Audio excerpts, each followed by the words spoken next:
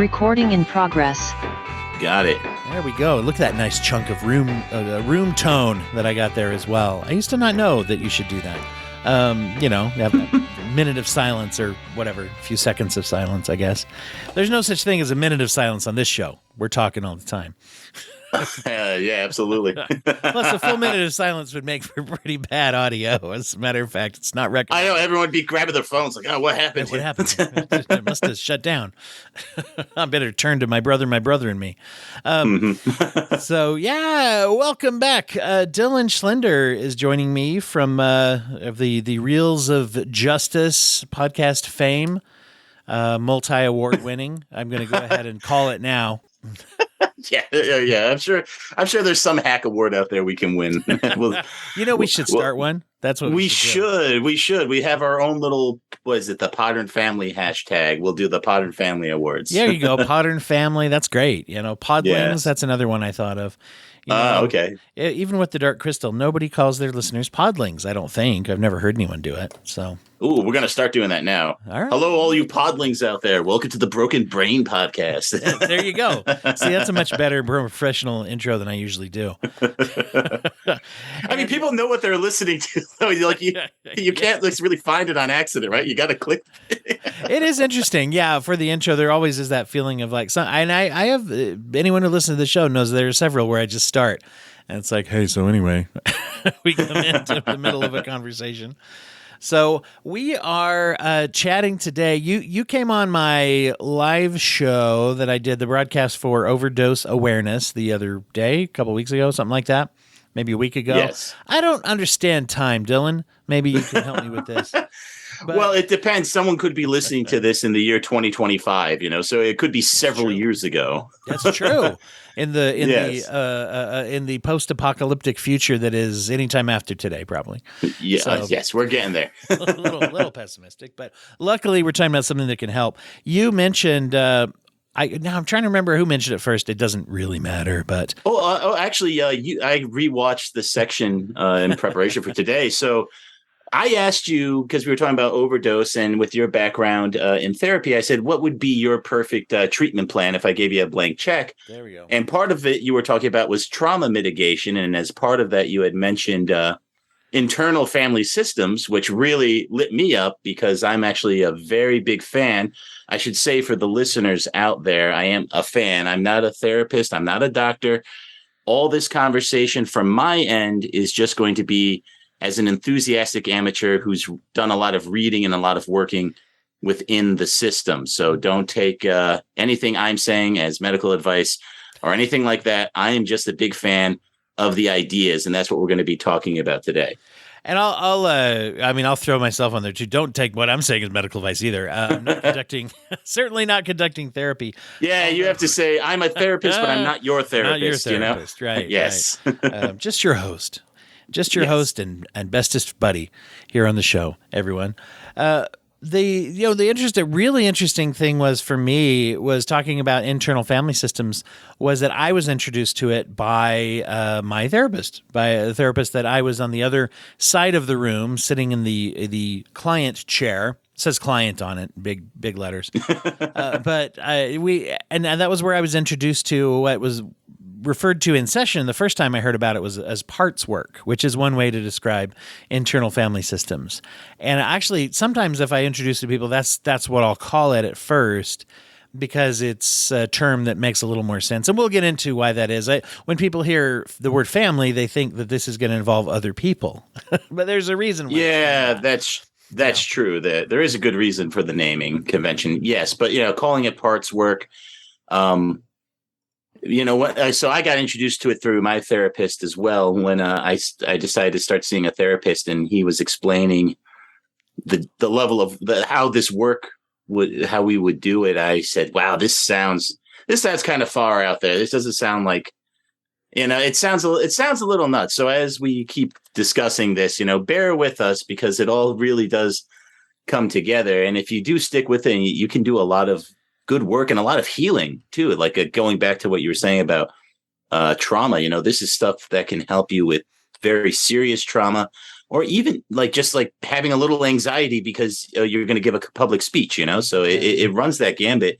and it can be very beneficial, whatever you're trying to heal about you. I don't want to say fix, right? Because they're not broken, Right. And I think that's a great point. Yeah. And one of the things that I do like about this is that it really goes into things I believe, which is it's very individualized, it's person-centered, and it is also very strength-focused, strength positive, I think, because because of the underlying theories that I have here too. And I will say, both of us are pretty much stands for this type of therapy. I think it's a very powerful model.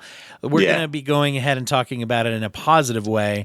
I did look up some criticisms and things. We may bring that up. I have a few concerns about some of the popular trends I'm seeing in it. But again, this is coming purely from a layman and more from a balanced point of view. It's just like we don't something like this, I think, is so great and wonderful, but you don't want the to get blindsided by a few of the trends that I'm starting to see in it. But we could talk about that towards the end, because everything I have to say is 99% positive. Yeah, that's me too. And I will say, one of the tendencies people have is when there is a trend or when something's working really well is to say it's everything and everything and everything. I mean, you see people do that with a lot of different things. Yeah, that's one of my notes. It's not a panacea, Yes. But really, and one of the ways you can tell that, because I have people come on my show and talk about different treatment modalities, and I've had some people come on talking about ketamine treatment and other things like that. And one of the ways you can tell that they're legit is when they talk about it as a piece or a tool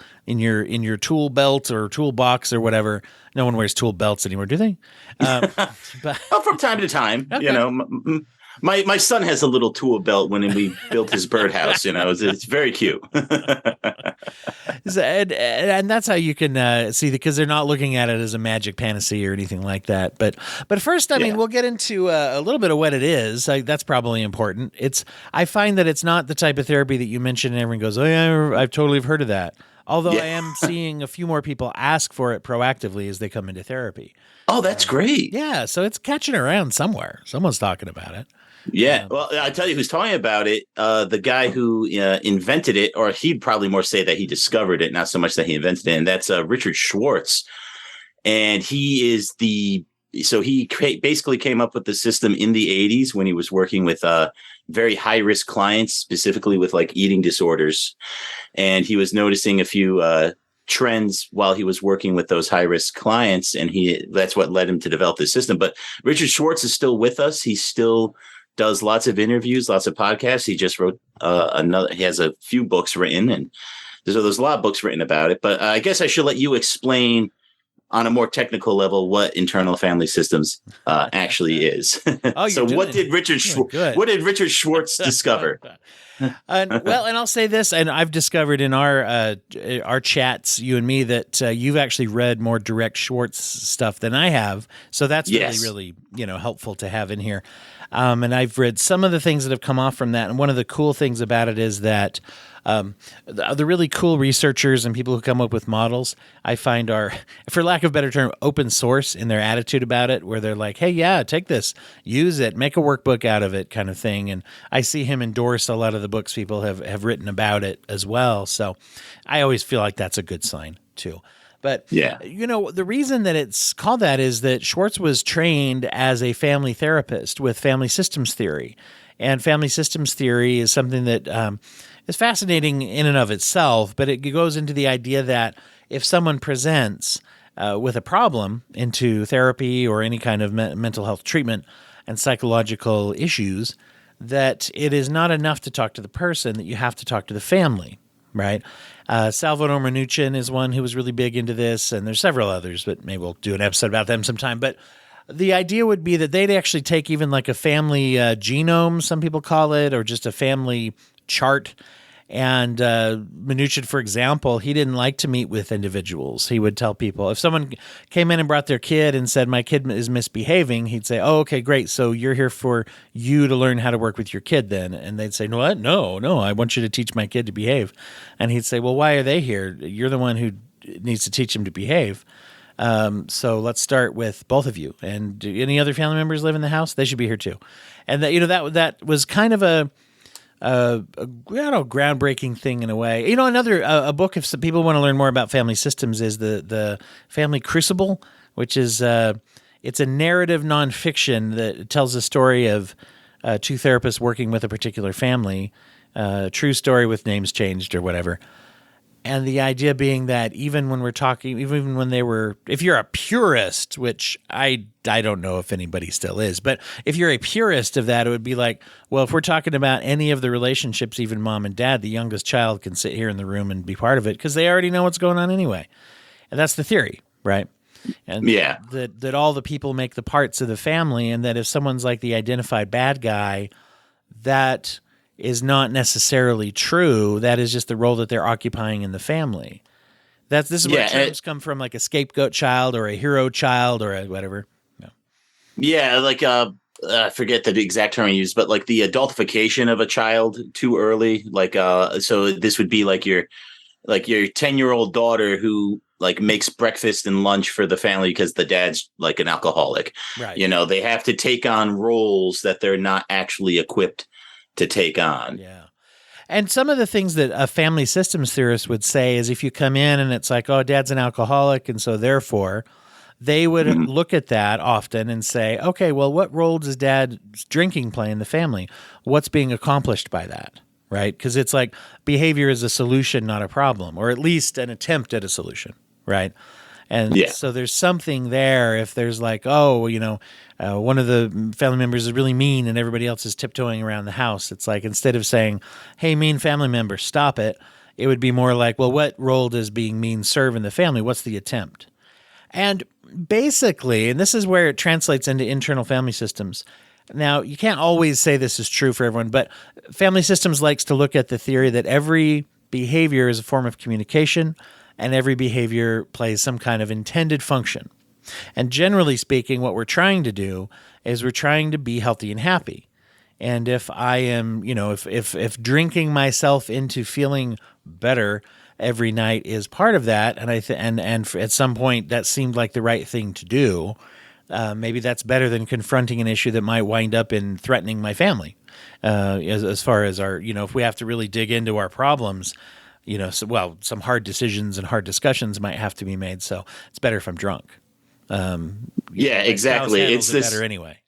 It's like this idea of maintaining stasis, like the status quo. The internal family system, the external family system, they get into this routine, and that's where they like to stand. And anything that basically threatens that routine, that's what activates these bad behaviors to keep things to keep the quo status. Yeah, exactly. And you'll see people that will react very strongly to a therapist, even intimating that, well, if so-and-so's really mean and everyone's scared, if this kid is terrorizing the household, the 16-year-old's throwing tantrums and yelling at everybody and everybody's ducking and covering, this kid is the scapegoat kid, or they play some role that's trying to investigate it.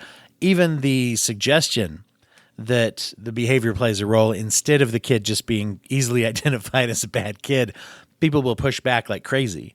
That's where you'll get people come in the next session and say, well, I have 53 examples of what he did this week. And it's like, if I'm doing family systems, I don't want to talk about that. I want to talk about the role that the deeper behavior plays. So, Schwartz, we'll get into where the application goes.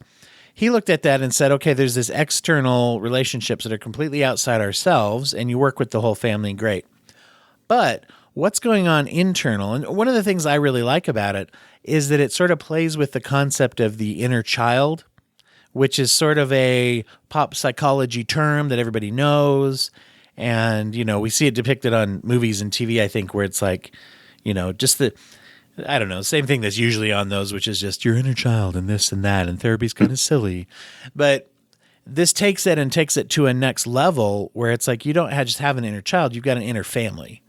You've got all of these emotional parts inside you, along with a core self that is like more like the internal parent or internal like boss, the organizer, the one that controls what goes on. Hopefully. Yeah. It's funny. They say it's like family systems, but like describing it in terms of a business, I think makes a lot more sense because it's easier to assign those roles. Like this, like saying the self is the CEO is very good. Protectors are like security, and then you have managers and things. So, but whatever, it's just an analogy, whatever helps you conceptualize it. So you could look at it as a family, and you could look at the self as like the mother or father, the prime parental figure. Yeah. So, I came up with a couple of things that are really, really interesting, I think, about it. So one of them is what they call the 5 assumptions. There are 5 basic assumptions to the IFS model. So they are as follows, according to, this is from goodtherapy.org, where it talks about different modalities of therapy and such. So it's, number 1, the human mind is subdivided into an unknown number of parts. Number 2, each person has a self, and the self should be the chief agent in coordinating the inner family. Number 3, and this is a huge one that kind of goes back to that status quo and those roles. Parts engaging in non-extreme behavior are beneficial to the individual. There is no such thing as a bad part. Therapy aims to help parts discover their non-extreme roles, right? And then number 4. Yeah, that is very important. Yeah. Exactly. Yeah. And number 4 leads into that. As personal growth and development leads to the development of the internal family, interaction between parts become more complex, allowing for systems theory to be applied to the internal system. Reorganization of the internal system may lead to rapid changes in the roles of the parts. And finally, adjustments made to the internal system will result in changes to the external system and vice versa. Therefore, both the internal and external systems should be adequately assessed. So there's kind of 5 principles that were made in the development. And so, yeah, let's hit on that one right there, which is there are no bad parts. So if you have a part of you that's misbehaving, and the idea, this is also easily relatable too when people say something like, well, I kind of want to go to the party. I kind of want to stay home. So in this model, you would say, well, there's a part of me has become emotionally activated to tell me to avoid the party. Another part of me has become emotionally activated to tell me I need to go to the party. And now they're in conflict with each other and there's friction internally, right? Oh, yeah, absolutely.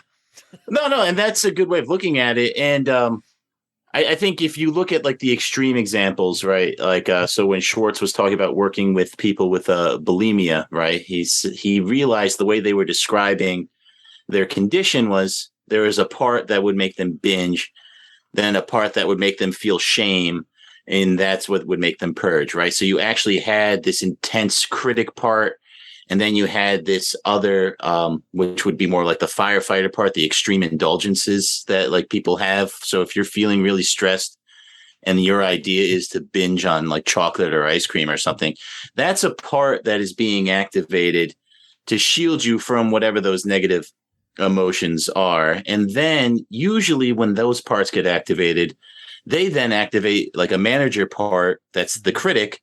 That would be like the kid who had to take on a role that they weren't ready for. These parts in your internal system are taking on roles they're not equipped for because you didn't have the self energy or to deal with those problems when they arose. And that's what makes these parts come out. And that's what makes them act up when, Dwight, you were talking about parts that are acting out in extreme ways. That's why they're doing it, because that's the only thing they know how to do. They got forced into that role that they don't really like. And all they have is a hammer. Everything looks like a nail. They have a concept of you as probably still being a child. So that gets to that inner child thing you were talking about. Those parts don't look at the self. They don't see, in my example, they don't see a grown man like 6'4", right? They see me when I'm like 2 years old or younger or a different age.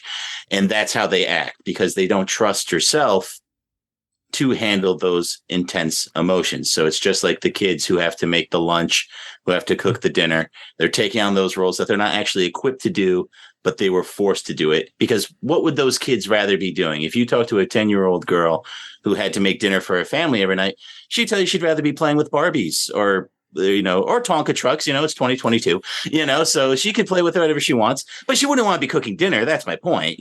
She would want to be a kid. And it's the same thing on the internal side too. Absolutely. It gets into, they say that there are 3 types of parts, right? Managers, exiles, and firefighters. And managers and firefighters are both under what they call the protector role. Exiles are the protected role that you see. So managers are, and once again, this is where the business metaphor works really well, because managers are responsible for kind of conscious daily life and those kind of productive behaviors. I'm doing an air quotes though, because it's not always, it's just like how drinking yourself to sleep is a solution, right? Yeah. Because it's an attempted solution. And managers, this is my little analogy for them, which is Finding Nemo. If you think of Finding Nemo, you've got Marlin, who's the dad, and he loses almost his entire family in one, like predatory fish attack, where his wife and all their eggs are eaten except for one, of course, which is Nemo. And he's very protective of his son. And his method of being protective and making sure his son has a happy, healthy life is don't let him do anything.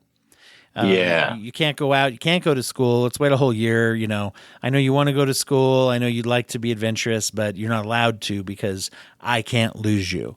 And, it's well-intentioned. That's why this is the analogy I use is at no time do you feel like Marlin dislikes Nemo at all or does anything other than cares a great deal for him. But his own fear and the best he can do to protect him is not to allow him to do anything. So you have a manager part inside yourself that says, that's the part that says, don't go to the party, don't be social, don't care if it's a goal of yours, don't care if you're lonely. You just can't, because if you do that, maybe you'll be rejected. So I'm protecting you. Yeah, that is a great analogy. And just to circle back with that, think about how Marlin is thinking about Nemo. He's still thinking about Nemo as the little egg, as the little fish. He doesn't see how Nemo grew up. And that's what your manager parts are. They don't see that you've grown up. So, that's a great analogy. I love that. It hits the nail right on the head. Well, finding analogies and summaries is half of what therapy is. If you told someone we were talking about internal family systems and you were going to mention a Pixar movie, everyone would think you would mention Inside Out. But no, it's Finding Nemo. Finding Nemo's the IFS movie. Yes, exactly. That's great.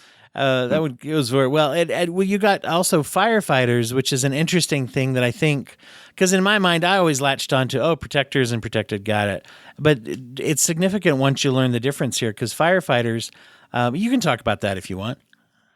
Well, okay. A firefighter, so these tend to be the parts that are really acting out. So if you go to internal family system therapy, there's a very good chance that you'll be working with a lot of firefighters first. Those are like, I got to do something about my anger, right? Or I got to do something about my drinking or my pornography consumption. Those things, the things that other parts of your system usually don't like firefighters at all. That's where those extreme critics come in. They're tend to be very critical of firefighters.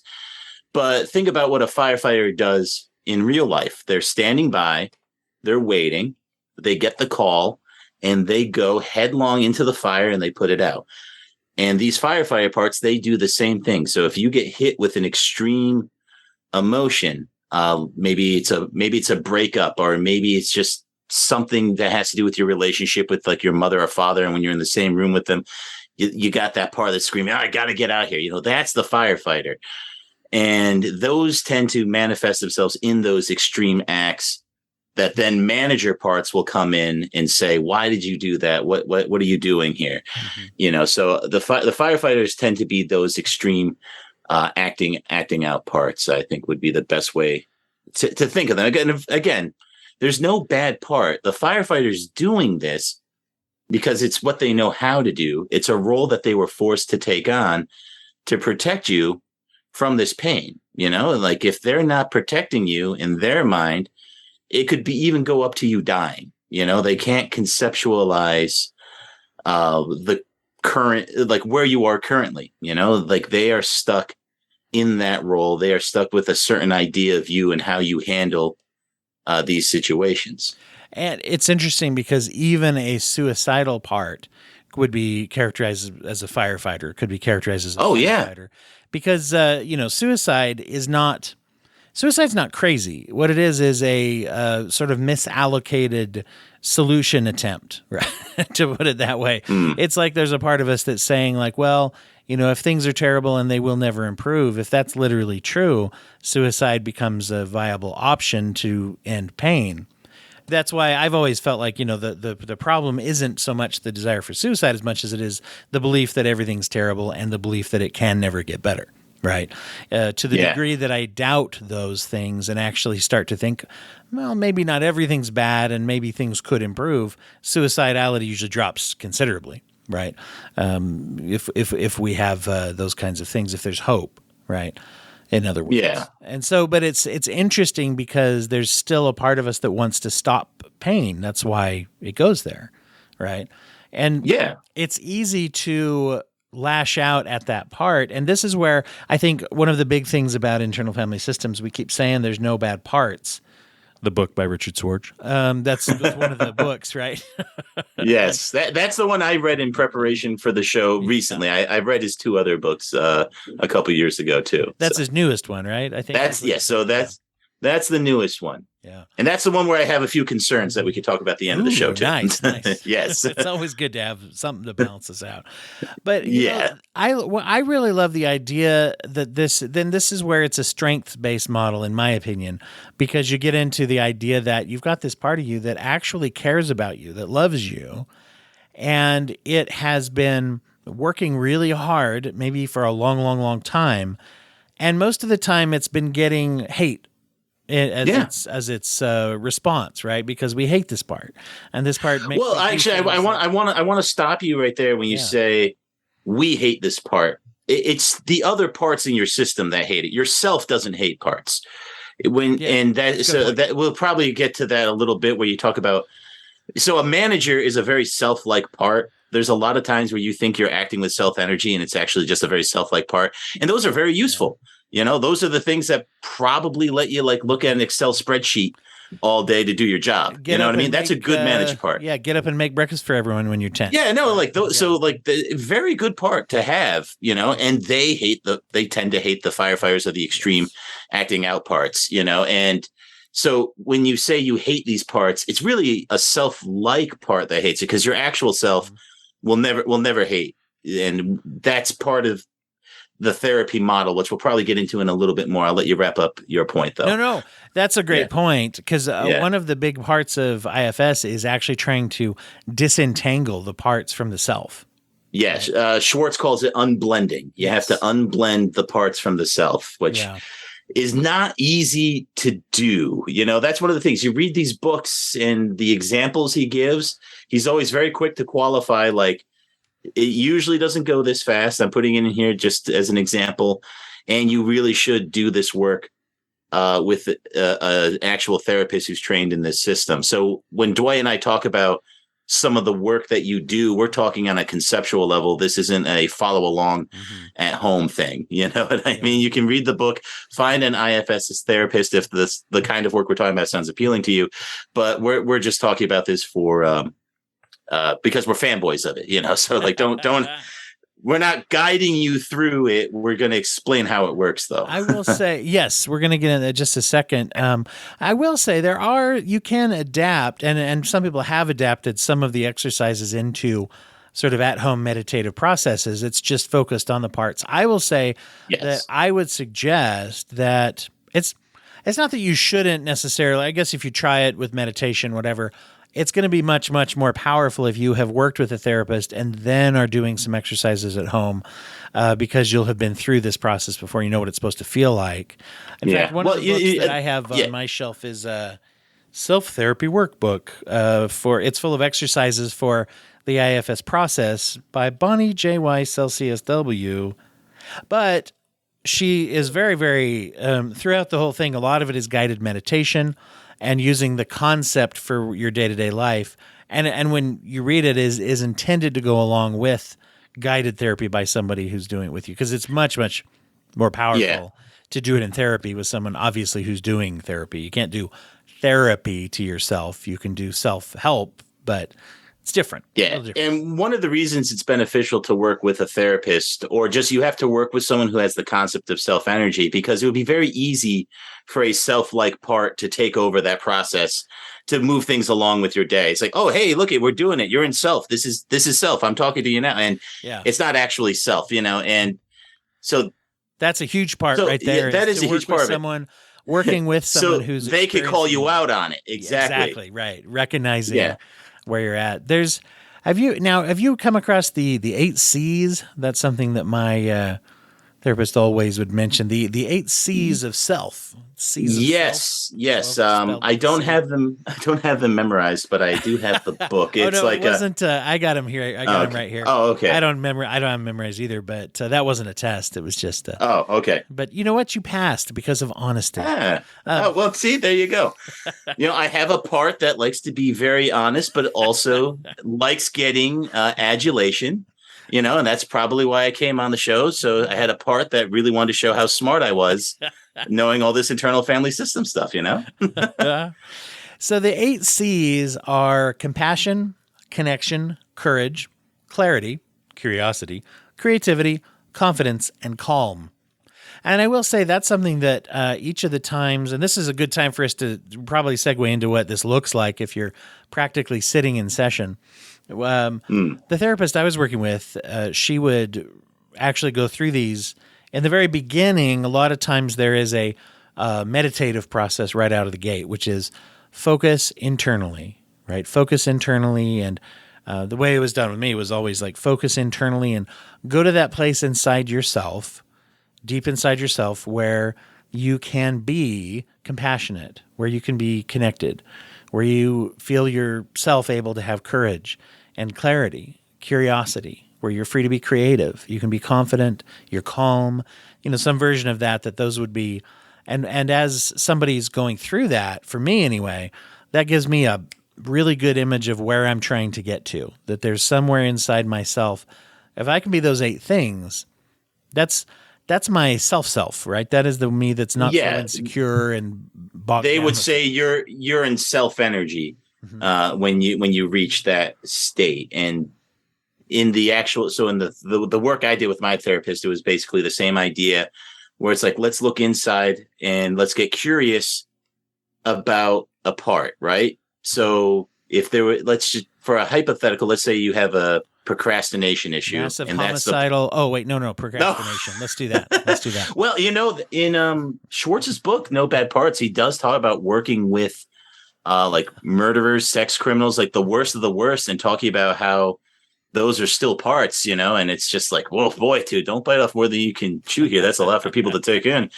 But it's absolutely true. PTSD. Yeah. Or I have a colleague who works almost exclusively with people with sex addiction in the form of even people who are struggling against pedophilic urges and trying to represent. They use a lot of this as well as EDMR and some things like that seems to help people. So anyway, procrastination. Yeah. Let's do that. Yeah. So let's say you were curious about a procrastination part. And so what your therapist would say typically is like, well, like go inside. Are you close to it? How do you feel about it? And sometimes people would say, you might say, oh, I don't like this part because I hate procrastinating. Well, that's a manager. That's not your self energy. And so what the therapist would say is like, could you please ask that part to step aside so you can work with the procrastination part? And when that happens and you get into that curiosity state, that's how you feel towards that part. You don't, there's not that hatred anymore. It is a place of love and curiosity, and you want to get to know them. And now that part can start trusting yourself to tell you what's going on, like what they're doing. It's like, why do you procrastinate? It's like, and they'll tell you, it's like, I don't procrastinate because I hate you. I procrastinate because if you do the work and you do it wrong, you're going to get in trouble. Think about like if you did a school assignment wrong and the teacher yells at you or something, like that's the kind of stuff they're trying to avoid. And now your job is to work with that part so it can understand like, okay, I appreciate that. I value that. I honor that. But I'm a grown man now, and we can find another role for you. And to do that, we have to get to the next parts that we'll be talking about, the exiles. Like we need to get to that exile that gets kicked up, that kicks up these emotions that make you come out and make us procrastinate. And that's huge part. Yeah. That's big. And this is where working with a therapist is very important. Dealing with exiles is not a casual matter, so it's one thing to go inside by yourself and get familiar with your parts and, have a dialogue that's very healthy. Actually, there's a great self-leadership exercise that Schwartz has in the book that I would encourage people to do if they're curious. And the idea is you go inside, you see the parts, and you tell them that you're basically going for a walk. Just imagine a path that you can go on where you leave them behind for a little bit.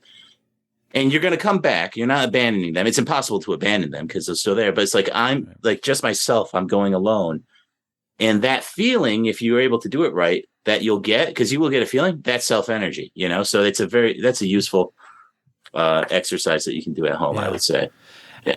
One of the most important parts that I found beneficial is what you mentioned, where there'll be a focusing on a part. It's like, what part is presenting itself today, or what's bothering you, or let's work on that part.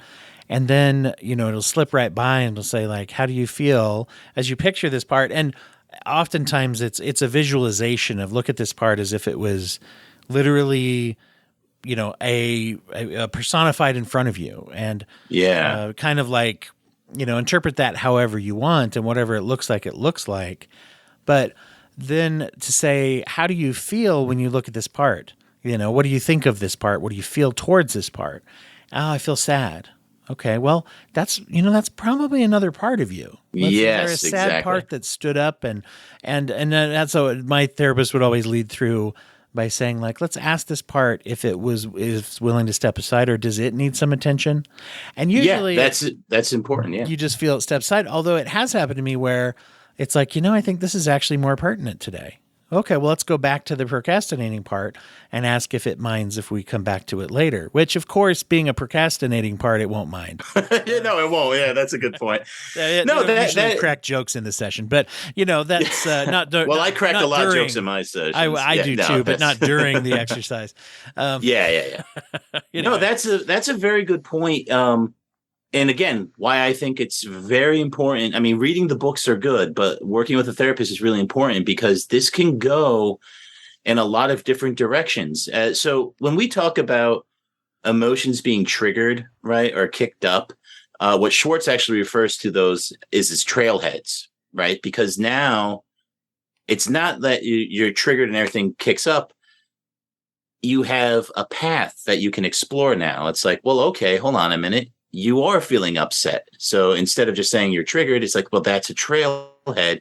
We can explore that. We can go with the parts and see where that leads. So I think I love that language of referring to them as trailheads. It's all about exploring and understanding the system, moving around, and it can really go in a lot of different ways, and it can be pretty powerful. So like you were saying, like other parts coming up, it's very important to acknowledge them for sure. Yeah. Because you'll probably have a manager part that would want to smack him down and say, get out of the way. I have yes, absolutely. Yeah. And I think we all have that one. Yeah. Absolutely. And I think that's where, shame, that's a part, right? Oh, yeah, absolutely. That's management, because, let me, there's a script here that I have. There's a bunch of these different kind of scripts that people have, either for self-guided or even for the therapist to use. But one of the things that is very interesting to me, it's like, so if you're getting to know a protector part and you're trying to form essentially you're trying to enhance the trust in the relationship, right? Yeah. And I assume that many times that is damaged. So some of the statements that you should make to this part would be to say, I understand why you do this, right? If you do, you can also ask, why do you do this role? But the feedback to give is things like, I appreciate you've been working so hard on my behalf. I appreciate what you originally did for me. I appreciate what you've done for me throughout my life and what you're doing for me now. I appreciate what you're trying to do. You must be under a lot of pressure, that type of thing.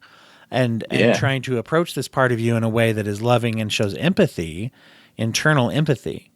Yes. Now, a lot of gratitude as well. Very important. Absolutely. And that, that's a recurring theme during the exercise, is like, ask your part this question. And then as you talk about the answer, my therapist will always say, now make sure to thank that part for answering. Thanks for answering. Now let's move on to the next. Now, this is the part that people, where people will find that one of their parts is activated. I find that one of the hardest things for people to focus on is this concept of talking to myself feels okay and natural, but then comes this weird part where I'm going to listen for my internal part to answer. And I'm not supposed to think, what do I think they would say? I'm actually just supposed to listen and see what kind of an emotional response and feeling that I get. It's not deducing, it's feeling. Yeah, because the part won't lie to you. And at least in my work, I mean, I do like the podcast in here. I love talking. I love showing how smart I am. I have a part that loves doing that. And so even when it was doing the work, this manager part would come up and go, oh, I know what's up with this part. He does this because of X, Y, Z. So if you're thinking like that, that is a part that's coming up. What you need to do is ask them to step away and focus on the part you're dealing with. And they will be honest with you. They will tell you, it's like, why do you do this? And they'll tell you the straight answer. 9 times out of 10, they'll say something like, because you can't do it without me. You need me. Like, if I don't do this, everyone's in trouble. They have very serious burdens that they carry, and that's part of the work is unburdening them. Yeah. And that's exactly as I've seen people, and this is similar to some other exercises, like in some ways it's similar to EMDR, we've been talking about a lot. In some ways it's very similar, and I would say probably has some roots in like NLP or neuro-linguistic programming, which has a lot to do with talking to your former child self and giving it resources and kind of stepping back in time, and you envision a portal and you find your little child self and they need to be brave. Well, I guess what, I'm here for you. I got some bravery you can use. Yeah. So there's a lot of it's reminiscent for me of that kind of thing, to where you are using that. But one of the things it has in common is this concept, which is listen for an answer and you'll get one. And the idea is that if you really are investing and you're focusing your energy your attention internally, you really do get a feel for an answer if you will listen for one. And that's the part that people aren't really sure about, kind of thing. Well, aren't I imagining this? And the theory, you're going to have no, not exactly. Yeah. Yeah, you're probably going to have skeptical parts when you're starting with this, because I even have a part of me that knows when we're talking about it, like, it just sounds so out there. That's why, again, I think it's really important to do it with someone who knows what they're doing. But, so sticking with that, like the internal child, following through with the work. So this hypothetical session that Dwight and I are working through with the procrastinator part, we're moving at light speed. This could take a year to do the kind of stuff we're talking about. But anyway, so let's say you get that trusting relationship with the procrastinator part. What he'll do now, or she, however the part identifies, the protector now, the procrastinator, is going to bring you back, and he's going to show you what is called the exile. And what this is going to be, that is going to be that small childlike form of yours that some trauma got them stuck. And the best way to not feel that trauma manifested itself through procrastination. So this procrastinator part, he was doing something else in your system, maybe something small. Maybe he was like, man, collecting bugs is fun. And then this trauma happens. And he's like, well, can't collect bugs anymore. I got to be this procrastinator part so I can, make sure no one dies because of this trauma he's feeling. And now so he brings you back to the exile, and now you have to do the same exact work again with the exile. You need to show them who you are. You need to show them yourself. You need to make sure other parts that are coming in, because lots of parts won't like you working with exiles at all. So they'll come up, you ask them to step aside, and now you form a relationship with the exile. You let the exile, this is very simplistic. There's a lot more to it. But the goal is with the exile is it will ask you for something like, what do you need from me? And it's like what you were talking about, going through that portal, being brave with it, or maybe confronting a teacher, or standing up for themselves. It could be something really innocuous. It could be like, hey, don't let the kid knock over my ice cream. It could be something very serious. It could be something. And to us, of course, because, we're adults looking at this and go like, that's it, so maybe you have a part that's like, that's what you're upset about. But when you're in that relationship with the exile and you feel that love and understanding to them, and you help them heal, they'll unburden themselves to you. And now they're a normal, I don't want to say normal, but now they are functioning in a role in your system that they were meant to do. And now your protector can also shift into another role. And to get a little personal for people, one of the things that internal family systems helped me out a lot with was anger management, and getting that anger, like firefighter protector, to move into a different space, addressing that exile that I had inside me. That was very powerful stuff, and it lasts and it works. It's just like I don't feel anger that way anymore. Yeah. You know what I mean? Like I guess if you hit me with a baseball bat, I'd get angry, right? But like little things. So like if I'm not good, yeah. No, yeah, exactly. But like knocking over a can of soda and like swearing, like, oh, son of a, but now like, so that's the healing process, and again, that's very simplistic. There's a lot more to it, but the idea is basically meet the protector shows you to the exile unburdens themselves to you because you're strong enough now. The self is very strong. You keep talking about strength, and you know how much I love strength training. This is very similar to that, and you take that pain, you carry it now, and the self is strong enough to do it. That's what is so awesome about the self. It is strong enough for all that pain in your system. You can manage it all through self energy, but it's just a matter of working with your system to get it. I can't say you'll ever heal everything, but if you can take care of some really big stuff, you're going to see dramatic changes in your life doing this kind of work and doing it consistently, for sure. And even just the concept of the differentiation between self and these parts is already very powerful, I find, because you're not saying, once you get this vocabulary down, you're not telling yourself, oh, I'm an angry person.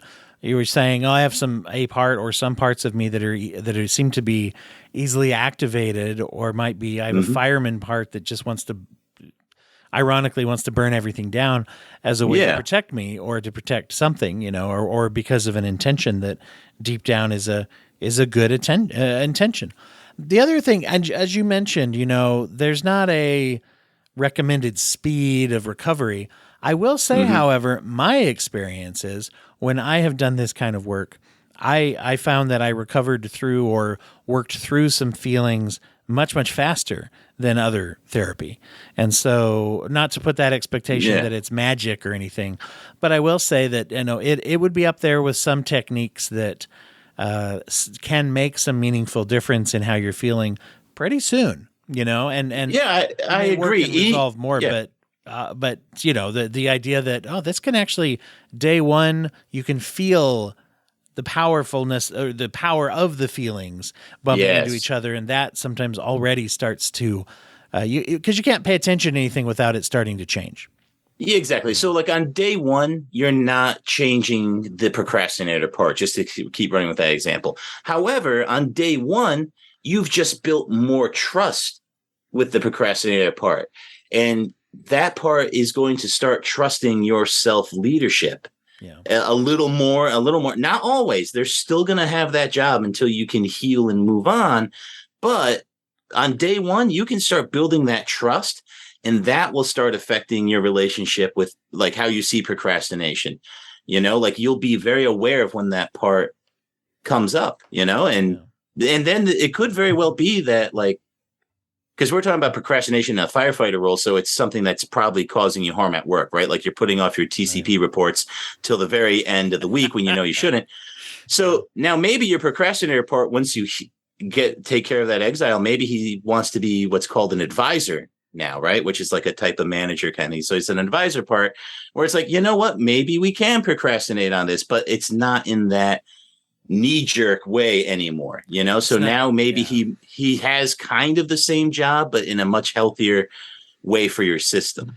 And kind of goes back to that thought, with those 5 pillars, right? Is 5 pillars, that's Islam, but there is so I'm glad I remember that from school, so I did learn something about other cultures. But anyway, the 5 those 5 assumptions, and one of them is that in non-extreme ways that these things all often are actually good. And that's one of the things I really like about the model. Another thing about the model that this is a good segue into the criticisms, because some people don't like this. I kind of like this, but it is a non-diagnostic model. In other words, IFS, if you're doing IFS treatment, it is not diagnosis dependent. In fact, at its core, it's not really worried about any of that. It's like if you say, well, I'm working with, my bipolar parts. It's like, well, that's not a part really. Let's break it down into the emotions, right, that we're running into. It's like, okay. That's something Schwartz talks about in the new book he mentions. And when he talks about like the use of medications and psychedelics for this kind of work, it's like the medications and the psychedelics can either enhance your feelings of a part or dull a part, like maybe tone down a part chemically so you can work with an exile better or something. So yeah, I don't think it's anti-medicine. I don't think it's anti-medicine. No, it's not. Well, if anything, it's getting borderline pro psychedelic, which maybe that's a criticism. I'm just an old fuddy duddy, so I'm like, there's hey, a lot you hippies. Of research now done about that. Sure, right. Hippies take LSD. Not good, upstanding people like me. So what part is that? Let's work on that. Yeah. That's the good, upstanding part. I like him. He can stay. As soon as he's gone, bam, LSD all the time. It's the one. Wow, the last line of defense. Yeah, I know. Well, so actually, I think that is a good point. The non-diagnostic model. I like that you would think of that being a therapist. Where I'm looking at it from a cultural point of view. Are you familiar with the works of Arthur Brooks? He's like a happiness professor at Harvard. Bald guy, used to play the French horn. Absolutely brilliant. And he just came out with a book called From Strength to Strength. And the thesis statement behind that book is essentially, as you grow older, you kind of stop doing the things you love and you start teaching the things you love. And I'm seeing that with Richard Schwartz. I listened to a lot of interviews with him leading up to this. And you can see he's moving into that mold. And what worries me is that if he moves too far, we're going to see like a gurufication of Schwartz, which is kind of funny because in his book, he warns about like gurus and things like that. But I think he has a part of himself that's keeping him blind to how a lot of people talk about him. I mean, when he's on these shows, I mean, these people are like in awe of him, and I appreciate the work he's done. He's done a lot of really good work, but then in the book, No Bad Parts, he's talking about how internal family systems, imagine if everyone in the world was doing this, like if world leaders could see themselves, like all the problems we could solve if we looked at problems this way and that way, talking about like homelessness and things, like very lofty, ambitious things. And I'm like, dude, that you made a really good system to help people work through trauma. I don't think you can, and maybe I'm wrong, I just don't think it expands and grows globally as a movement in that way. I think I'm worried about him not staying in his lane moving forward. And I'm worried about people putting an IFS stamp on anything that they deem is good to give it more credibility, so that's why I'm worried about as from a cultural point of view. As far as a criticism for it as a therapy, I think if you're a smart person, you can game it. If you're going to a therapist and you're doing this system, you can have a part that will be able to tell them exactly what they want to hear, and you can lie. I mean, look, you're only hurting yourself, obviously, but that's probably, and that's a protector part who doesn't trust therapy. That's obviously doing all that, but like, there's no real check on it. Like you have to be honest and open. So it seems very feasible to me that someone could be working in IFS with an IFS professional, and you could game it and not actually get any work done, and you would really have no way of knowing, like there's really nothing quantitative about the process. And that could be scary if you have people who like, oh yeah, I'm feeling the self energy and stuff like that. And if they're just BSing, well, you're wasting a therapist's time. You're not getting the help you actually need. And it could be throwing off, studies into this, because it is a researched model, like there are papers about this, they've had groups that they've studied that do this. So that is one thing that worries me is like, it could be gamed. you know? One of the things, and I'll say though too, I think you can extend that complaint to most, modes of therapy and things. But Yeah, but I you think, probably could. Yeah. no, but I think with the specific one, it is interesting because you can see how this could lend itself. I see what you mean by the guruification. I like that. Yeah. Of things. It is not a real word. I have it typed in my notes and it has a red squiggly line on it, but I have gurification. So Maybe you're just ahead of your time. You're some kind of guru. Be. Hey. No, in fact, it was. He's the guy that warned about the gurus. He's great. He's great. So thank goodness we have him. Yeah. So, it was, I came across this as far as the evidence-based is a big buzzword in medical care, but it means are there studies and things. And it was in 2015, IFS was added to a big list of evidence-based practices by Sam Shaw, which is Substance Abuse and Mental Health Services Administration. That's what I call them, is Sam Shaw. But nice. That's something that is on there, and I think you're absolutely right. I see that. I mean, similar thing there. It's such an exciting time that there's a lot of different things that seem to be quite effective that are being used now, and even some of them kind of quicker results, and at least relieving of pressure and things like that. There's some indication that some of the modern treatments will drastically eliminate suicidal things, and we see that with ketamine therapy and different things like that. And I've highlighted a lot of those things on these episodes of the show. They're very, very good. I think that it's hard. It's very hard. Even when professionals say this is not a panacea, we all go, "Great, I found a panacea." Yeah. As soon as we find something that works, we tend to want it to do more than it's meant to do. And this like if you lost a lot of weight doing CrossFit, you're going to go around telling everyone, "Oh, CrossFit's the best way to lose weight." I mean, it's that. I mean, that. Hey, I tell everyone the best way to do therapy is internal family systems. Because that's what I know. But it is a fair point, and it is hot now. And you just worry, like, what do we not know? So you're nervous about putting too much stock in it. But I mean, some of the results just really speak for themselves. I mean, people I know that I've talked to, and you listen to these podcasts. Oh, so here's another criticism I have. In the book, he does mention a lot, do this with a professional, and he gives dialogues, and the work is moving incredibly fast in those dialogues. And then at the end, he throws in, the pro forma, like, normally it doesn't move this fast.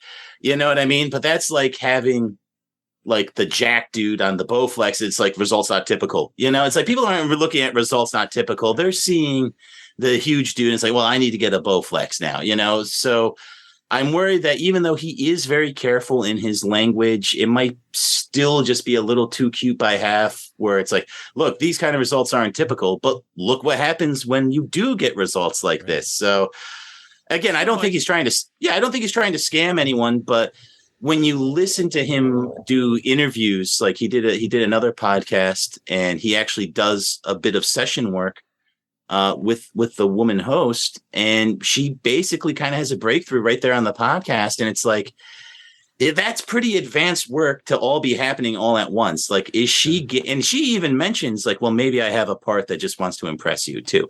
So, I mean, I do think there is more self-awareness than maybe people would want to give it credit for, but at the same time, I'm just worried about some of these blind spots, and I would just hate for it to blow up in the wrong direction, because I do think it's very effective. Yeah. And I would say that even though you might go in and have like a more successful, and you might have a breakthrough, you might have one day one, you might have one the third time, you might have one the 33rd time you do this or something. But the fact is that even if you have a breakthrough, and this is a common, mistake people might make with therapy. It's like, if I have a tremendously successful session and a highly emotional result, it doesn't mean that I'm like, everything's fine now. And that's something to be careful of. And I think a lot of therapists have had this experience with clients, and a lot of people have had this experience in therapy where, I'm doing okay now. And by now, I mean, pretty soon after starting, I'm feeling better. So I'm going to start coming in much, much less frequent. And once again, in some cases, that works out just fine. I mean, you get to take responsibility for your own medical care. However, I always say, it's tricky. And this is especially true if you bring your kid in. A lot of people are like, yeah, they've had a couple good weeks, so I don't think we need to come in for a month. And it's like, and then sometimes they come back in a month and go, holy cow, it was a rough month. And it's like, well, we kind of interrupted therapy, And also that's a good way to tell whether or not it's working and there's still something to work on. So there's no bad parts. I don't ever shame people for the way that they engage with treatment. But I know for myself, I have that part of me that's like, everything's fine. I mean, that's probably the biggest part of my own, like, mental unhealth or pathology is the trying to make everything fine. Just make everything fine. It's got to be fine. And so if it's like, oh, I had a couple of good weeks and I had 3 really good sessions, I guess, maybe things are better. They're not better. They're just getting in the right direction. Oh, there's a story I want to tell real quick about a personal friend of mine. He had one of those worst days of his life kind of thing. Police were involved, was arrested. He's doing great now. And I was talking to him, and he, for an unrelated matter, he had to look at the police report from that day. And he read it, and he was talking to me about it. You could see he was getting very emotional. And then he just started crying, and he hugged me, and he said, he said, I was healed. I was over that. Yeah, like that was done, and now it's all coming back. And all I was thinking was like, man, no, you weren't. You just had really strong parts that were protecting you, and now you're really feeling that pain. And I didn't tell him this. This is just kind of what I was thinking. I reassured him and said, like, I did recommend that he see a therapist, in which he actually started doing at my recommendation, but like, that's all I could think of is like, how many people out there think like they've healed something, but they didn't really. They just have a very strong protector.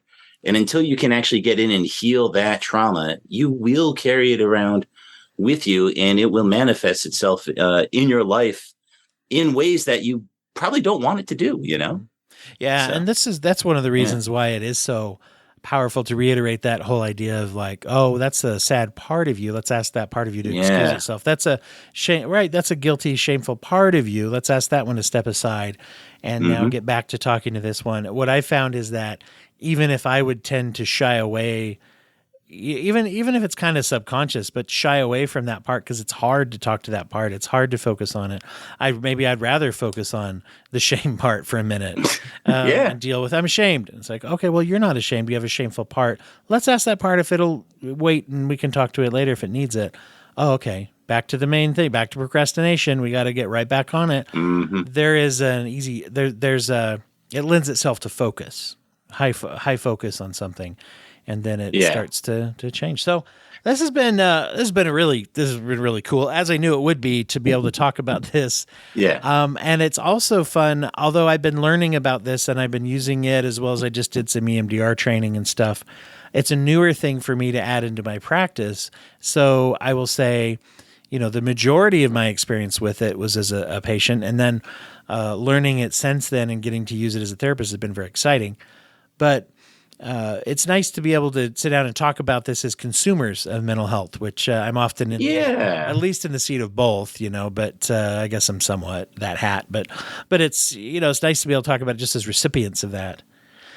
Well, yeah. And again, I really just want to say again, for the record, I am just an enthusiast. I've just done some independent research. I've read the books and I'm a fan. So if I got a few things wrong, or if you have quibbles or qualms, if you're an actual medical professional, it's like Dwight, why'd you have this hack on your show? He's making you look bad. I apologize in advance. This is just one man's interpretation, and I really appreciate the opportunity for having me on to talk about it. And I do think if you're considering therapy out there, loyal listeners, which you might be because you clicked on a podcast about it, look into an IFS practitioner. I don't think you'll regret it, So that's my word of advice there to wrap the show up on. And Dr. Schwartz, if you're listening, I am a big fan of your work, but please be careful about becoming a guru in your golden years. Okay, so there we go. I'm going to throw that out there.